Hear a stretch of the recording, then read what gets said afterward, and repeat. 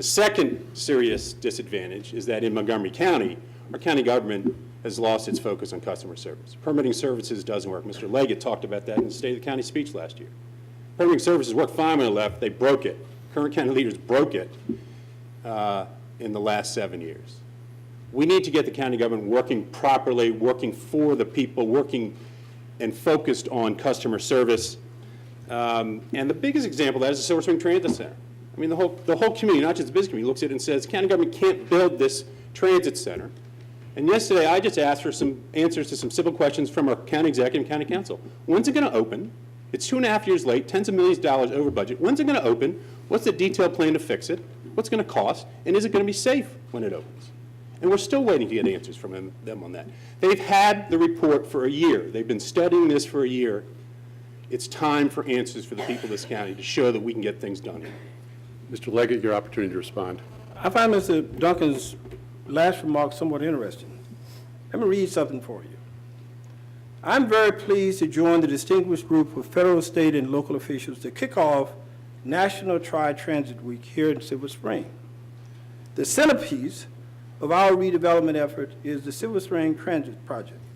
When both phases of the new Silver Spring Transit Center are completed in 2003, we'll be ensuring that Silver Spring will have adequate bus capacity to handle growth without overcrowding the roads.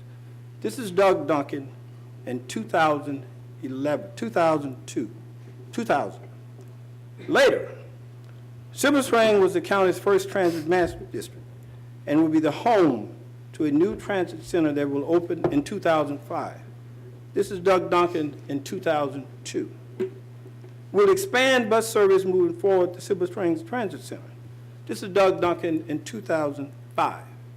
He had 6.5 years to build the center and never did.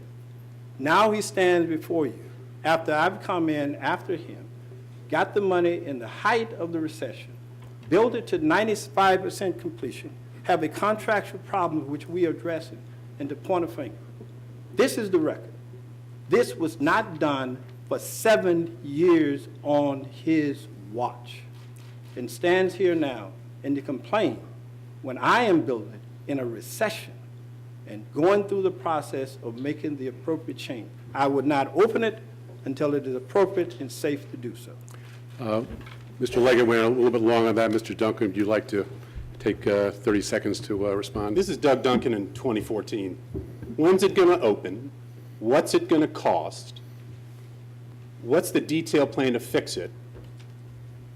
And is it going to be safe? Okay. Simple questions that they should be able to answer right away, which he didn't touch at all because he doesn't have the answers, because he's been studying this issue for a year. Do you need another year to study it, Ike? How much longer are you going to take studying this? They're frozen by indecision, and people in Silver Spring are greatly inconvenienced by this, and it has really hurt the revitalization of Silver Spring because this albatross has been there for so many years, boarded up. Mr. Andrews, you have 30 seconds too. Thanks. Well, Mr. Duncan, Mr. Leggett arguing about who didn't finish it. The truth is neither one finished it, and I don't know why you would elect one of them to finish it. I think you're better off trying a different approach.